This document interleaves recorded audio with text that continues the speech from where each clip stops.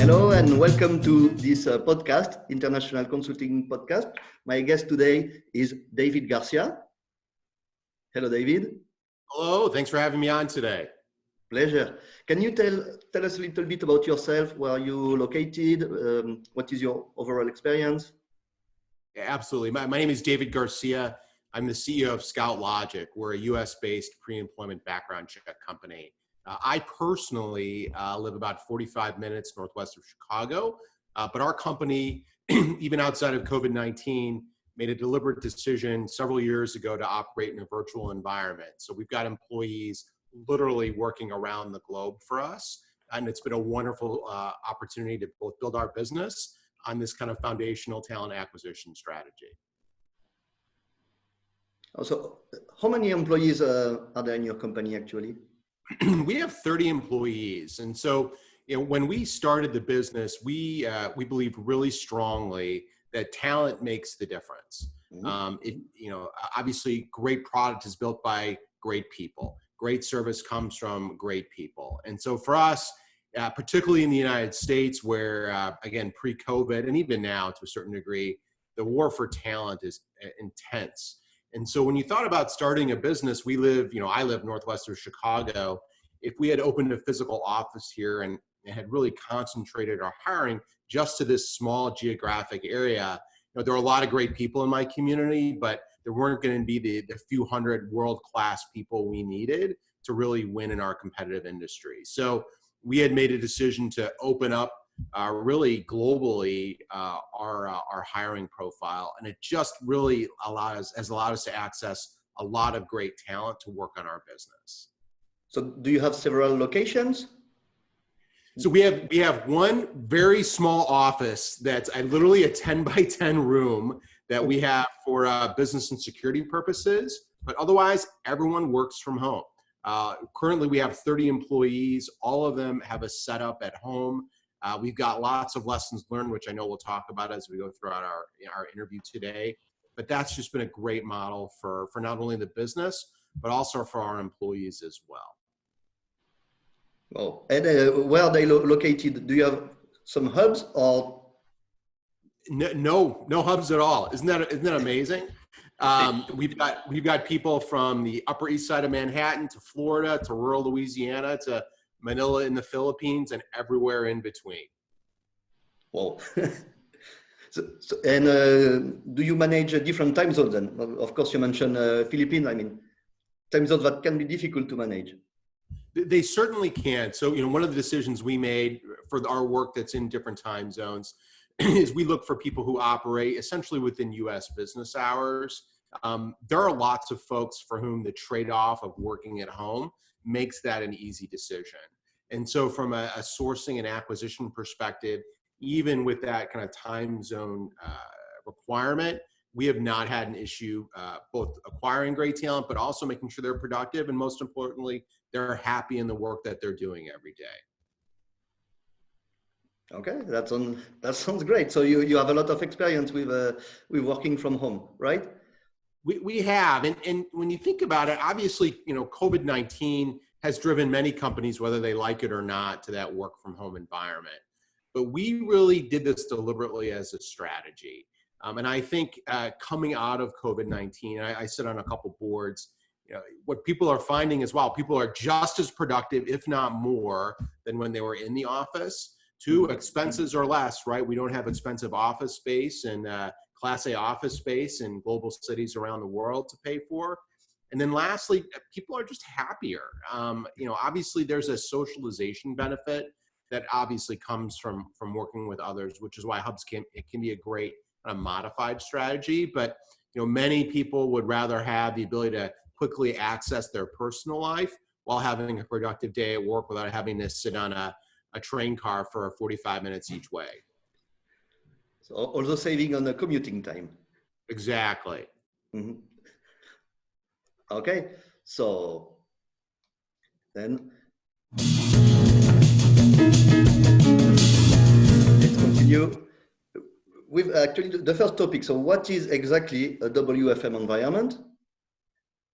So, I'm sorry, go ahead, I didn't mean to interrupt. No, please. No. So what is the environment and why do folks need it?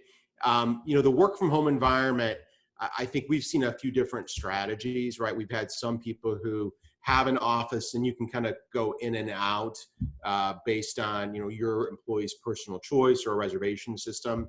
Again, at Scout Logic, we made a decision to be entirely virtual because it gave us such a better access to talent. And that's really, really worked out well for us over the past 3 years. Being a digital nomad myself for several years, I have a question. Yeah. Do you see a difference for your employees between work from home, working remotely, teleworking? Does it all mean the same? Do you know where they are located? Are they moving around? Or? That is such a great question. And so, like I said, we've been doing this for 3 years. So let's set COVID aside for the moment. One of the challenges we had was people working in a cafe, for example, or like a Starbucks, versus working from home. That quickly, we realized, became a problem for us for two reasons. One is the noise and distraction became a real issue for people's productivity. Even on doing a Zoom call like this, one of the things we found, and we'll talk about tips later, is video calls are really important, right? Because you pick up so many social interactions and clues. But then the other is security. So at Scout Logic, obviously, we deal with some sensitive personal information data when we're doing background checks on people. Having our folks connect to an open Wi-Fi network, not the most secure environment for us, which is why we really require, if you're going to be working for Scout Logic, you need to do it in that at-home environment, VPN in and in a quiet place, without hopefully the dog and the kids and everything running around. Although that happens sometimes too, and you just have to be willing to roll with it. So at the moment, are you using a VPN? Oh, I'm so sorry. What's that? Are you using a VPN now? Are you securing your connection? We do, and of course, I'm not the IT guy, but we all do use a VPN service to plug in, obviously, to our network versus using public Wi-Fi networks. Okay, and how do you perform these background checks to make sure that your employees will actually always have this proper setup? Oh, I'm sorry, you broke up there just for a second. No worries. How do you make sure? You mentioned that you do a screening before recruiting employees. Correct. So our company does pre-employment background checks. So before people hire us, so that before they hire an employee, we review any criminal records based on where they've lived, as well as verifying their employment and education. So we have a number of databases and sources that we use for that. But also as part of that, we gather candidates' date of birth, social security numbers, all information that a bad actor could certainly use to try and steal identities, which was why we take security so very seriously at Scout Logic. And how do you recognize, because you perform the interviews remotely for? No, that's great. So are you talking about our employees or the work we do on behalf of other companies? So for our own employees, we've had great success using Zoom as a video interview tool for us. So it's a really interesting question, because I would say those first 5 hires, we're making just based on what, we've verified about people's background and the kind of interaction and vibe we get through a Zoom call. But once you get to be known as a really great work from home environment and everything that goes into that, we've had people coming to us, at least within our industry. Word gets around. Do I want to sit in a cubicle all day, knocking out background checks, or working at home, dog right next to me, being able to see my family? And so once that dynamic starts to happen, it's really a kind of a great flywheel. Is now the people typically who come to us have worked with other people in our company before, and all of a sudden you're taking much less of a gamble on people while interviewing them in a virtual environment. Do you ensure that they will work from home and not travel? Do you require this from your employees? That is another great question. So we use a tool called ActiveTrack. What ActiveTrack does is it really helps us monitor, obviously, people's location, IP address location, but then also what they're surfing all day. So that's one of the tools that we certainly utilize, and I can certainly share some more about that as we go through the interview today. Okay. Well, actually, I never heard about such a software. So Yeah, Active Track is a really great tool. You know, and again, there's a fine line, right? Because we trust our people, and this is one of the things you have to really think about as you set up a work from home environment is culture and trust. However, at the same time, knowing some of the information sources we're utilizing, the tool Active Track that we use is literally screen captures all of an employee's online activity, and it categorizes the websites that they're at. So, you know, for example, let's say we've got an employee who decides they want to be on Facebook 3 hours a day. We know that. We get proactive alerts for that. And now you can really start to see, hey, this is where people are spending our time. But that's the punitive end. Where we've really seen a benefit, though, is being able to understand how our folks do their work and what tools they use most of all, and how we can help them be more productive. And that's where work from home, I think, is going to get really interesting, is when we move beyond our people working where they're supposed to be working, and how can we help them be more successful in that environment. Okay, actually, this is a great connection to the next topic.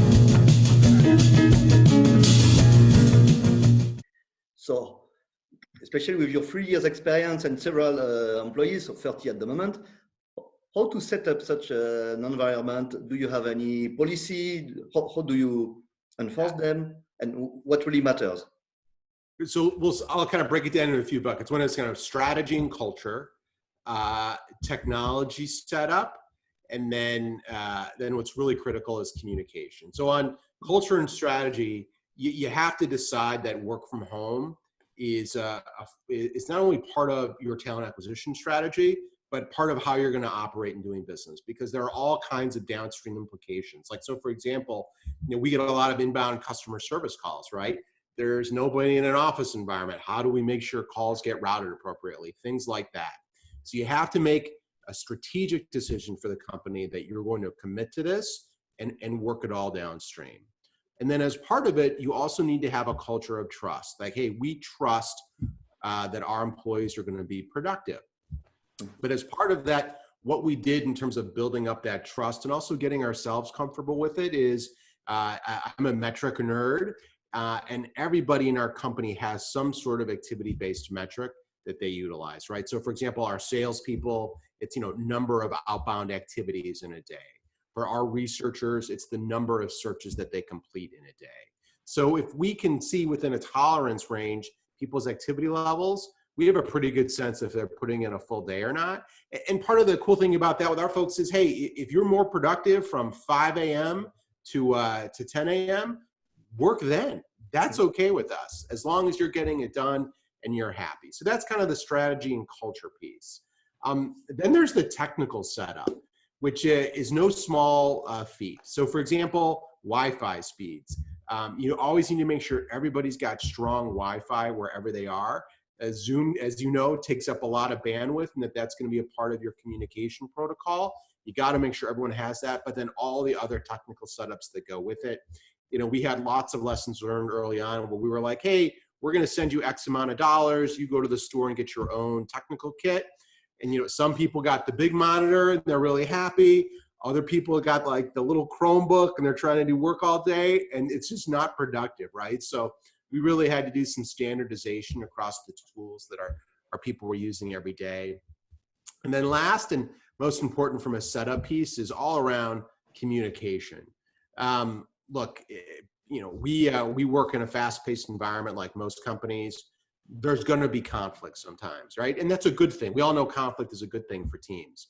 But if you're just on the phone or just on email or just on Slack and there's conflict, the slightest thing can set someone spiraling off, and it can be completely unintended.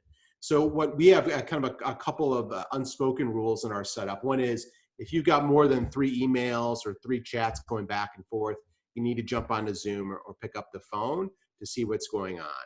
And if you in any way feel uncomfortable, be like, did I not read that right? Or that really bothered me. We encourage all of our folks, and we demonstrate this from a leadership perspective, get on a Zoom call so you can see and talk to each other. That resolves things, 99% of the time. But if you don't have that as part of the strategy of your setup, and establish that early on, man, that's really hard to build in after the fact. Mm-hmm. True, for sure. So you have actually a set of rules written, or? We do. We have a work from home written policy, Mm. and we continue to add to it. But it's really those cultural norms that you have to drive into your company. So like, one of the things we do to keep everyone connected is we do an all company call twice a month with everyone from all departments. And I lead the call primarily. And we start out talking about culture at every call. And our work from home culture is, as I said, it's a strategic part of how we operate our business. And so people sharing their lessons learned from this work from home scenario is probably more important than the work from home policy that says between the hours of 9 and 5, you must be available and it must be within this IP address range. Okay, so culturally you have everything set up and you work on it, and also physically, do you provide your employees with equipment, or do you tell them what works, they can choose?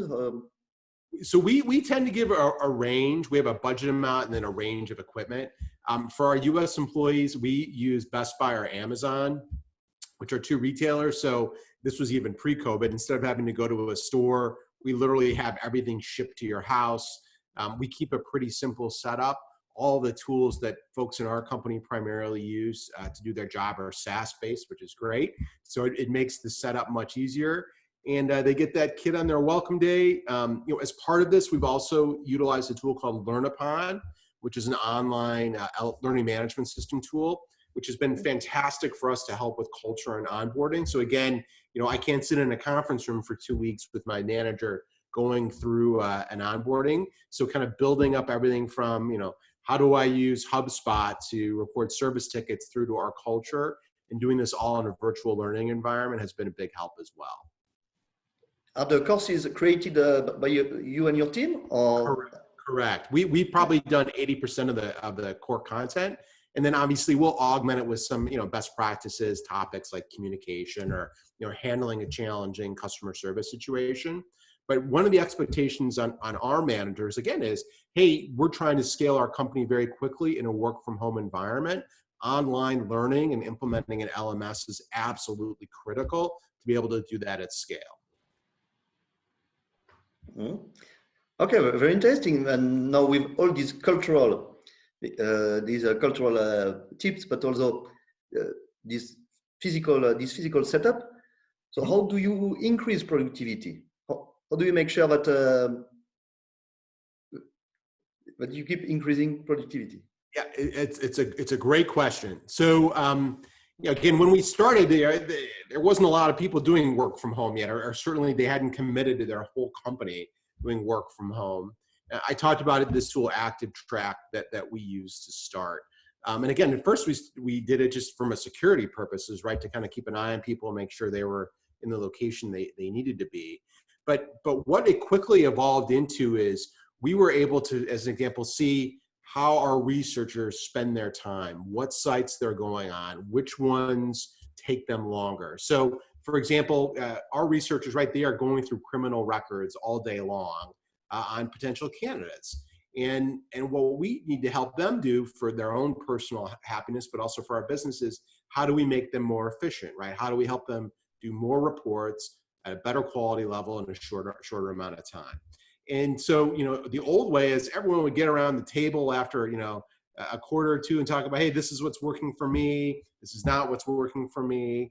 Now our chief operating officer can say, actually, those of you who are more productive spend, 30% more time on online training within a month. And I can see this from your Active Track stats versus those of you who don't. Let's try to get everybody to that, 30% of their time range, because it's going to help you be more productive going on. That's something we probably wouldn't have done in an office environment, but that work from home environment kind of forced us to do that. On the flip side of that, in terms of helping people be productive every day, we don't want them to burn out. So one of the cultural values we recruit for is we want people who background checks is more than a job. for, right? When you think about the role of a background check, obviously there is a, hey, did someone do what they say they did from a career and education perspective? But also particularly for the workplace or places of volunteer or jobs that interact with children, the criminal element becomes incredibly important.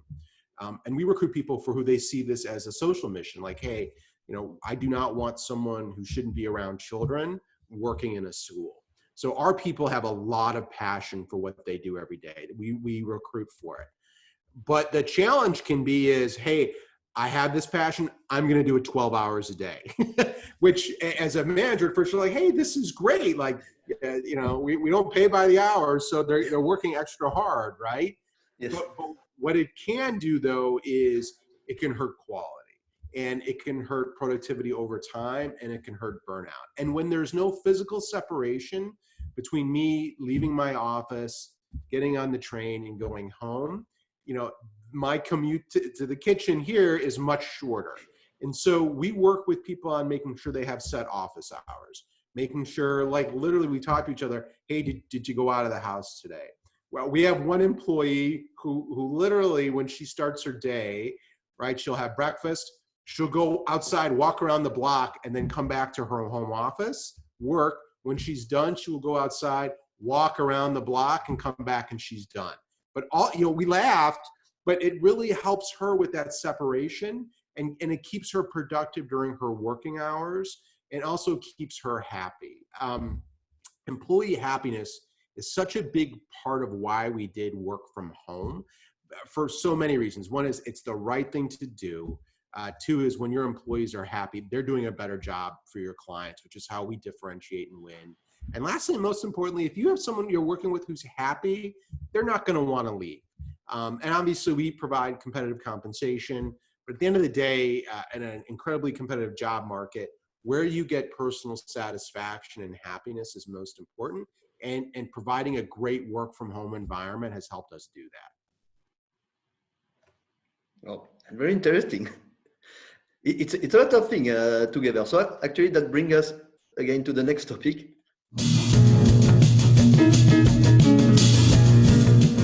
Which is trying to gather some actionable work from home tips. So you mentioned, for example, going for a walk in the morning. Personally, I also start with a 1 hour walk every day before checking my emails.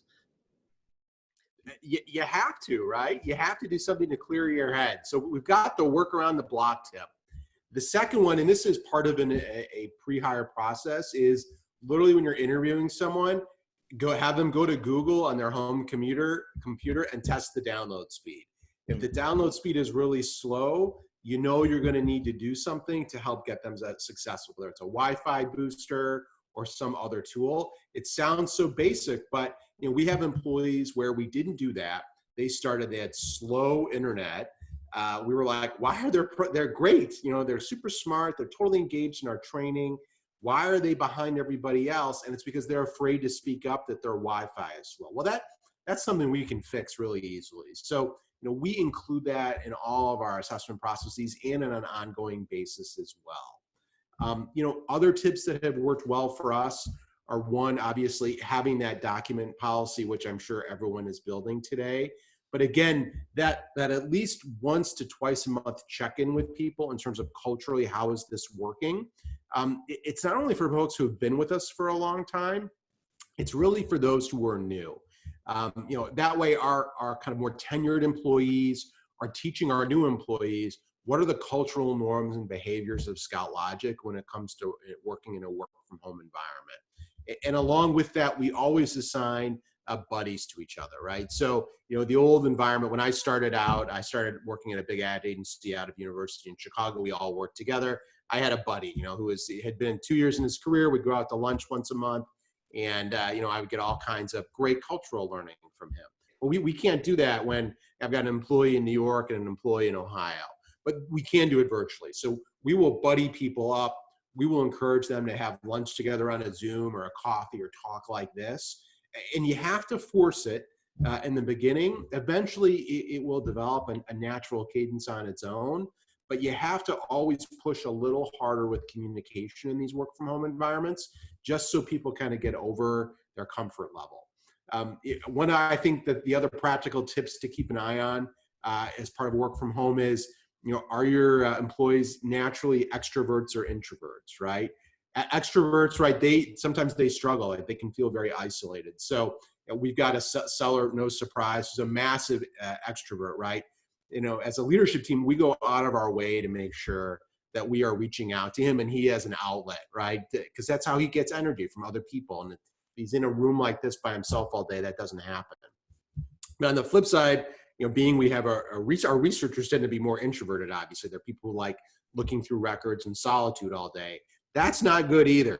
So you need to make sure, and our introverts will naturally stay introverted, the entire week, and they need socialization too. So kind of keeping an eye on the personal styles of team members and making sure their managers recognize that and engage with them are really important. That's a lot of very insightful tips. Great. Actually, not so complicated to put in place. Anybody can do it, so it's not so complicated to set up a work from home environment, even working with people that are remotely in different time zones. Absolutely. It's just not. I mean, I think 5 years ago it might have been, but the availability of high-speed internet, tools like, every SaaS application that's been built in the last, 5 years, it's just amazing. I mean, we could never have done this before, and now you can. And so it's not about the technology anymore. It's all about communication and people when they can't physically be in the same room with each other. When we have people who work internationally in different countries and cultures, obviously you have to even be more cognizant of that, which is why company culture becomes so critical and cultural norms are so critical. So for example, like I said, we do have employees who are based in Manila. Obviously English is a second language. They tend to be more shy.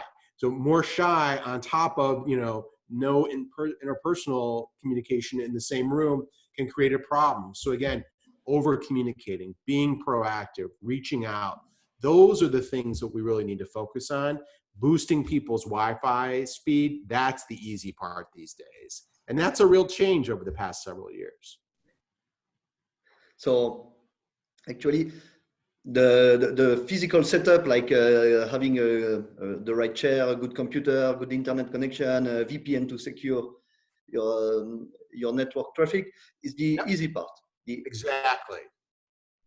So the one on which companies could work more is the cultural part. Without a doubt, right? Taking care of equipment, I mean, those are clicks on a keyboard to order it from a vendor.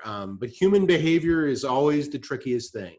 And really humans feeling engaged and empowered in their work is what we at ScoutLogic need for us to move our business forward and create a great environment. And it's how do you best support that in a way when people aren't physically in the same room? And you have to use the technology as an enabler to do that, but you have to consistently demonstrate throughout the company at all levels, and starting with me as the CEO, good communication skills and good communication behaviors. So we are all embracing this and we're all making sure everyone feels valued. So do you do it in your, you mentioned a weekly call? So as a company, we do all company at least twice a month. And then our researcher teams do a video call every day with each other, and our sales team 2 to 3 days a week. And I will join those as the CEO. I will join those at various times. Sometimes when I'm in the room, it can be distracting, right? And I want people to feel relaxed. I know I'm a laid back, fun guy, but if I'm sitting, 5,000 miles away and you've never met me, which I haven't met most of our employees in person, which is wild, right? Small company. I don't ever want to be a disturbance either. But what I will frequently do is when I can see conflict going on in an email or a Slack chat, I will frequently jump in at that point and say, hey, look, you guys need to get on a Zoom to resolve that. Or I do that with people as well. Folks need to know that that's okay to do that, and actually we encourage it. Oh, that was very interesting and a very new point of view actually to the work from home environment, which is usually focused on the technical side, physical setup. Yep. So before we finish, maybe you want to tell us a little bit more again about your company, which kind of service? Absolutely. Thank you for asking. So Scout Logic, we're a pre-employment background check company. So we serve several hundred companies here in the United States as part of their onboarding and recruiting process. About half of our clients are employment staffing agencies. The others are traditional employers. It's a crowded market. I have 1,500 competitors every day. And think about it, in our world, data is a commodity. A court record is a court record. When it comes to technology, a recruiter doesn't want to be hanging out in their background check application all day, right? They want to be going out and finding great talent. So we believe strongly that service is the differentiator, right? 80% of background checks have no issues. It's all about the 20% where someone had a record or a candidate has a question or you have to follow up. And that 20% can only be addressed by people. And we believe strongly that if we have the best people in the industry, we will have happier clients. And that's worked really well for us. We've doubled every year since we've started the company 3 years ago. But work from home is our secret sauce. That's what our leadership team's like, why are you going to go and talk about our secret sauce? Because I don't need to worry about finding great researchers within a 10-mile radius of where I live in the suburbs of Chicago. I have the whole world to look for awesome people. And that is a really great way to run a company. All the technical stuff is out there to make that happen. But if you can get kind of the cultural interdynamics right, man, your company can really have a differentiator far beyond what we're going through with COVID right now. Okay, well, that's a very interesting business. I must say, being non-American, I never heard about it. So, that was a great talk with you, David Garcia. Well, really appreciate it. Thanks for joining. It was very interesting and insightful. Many thanks.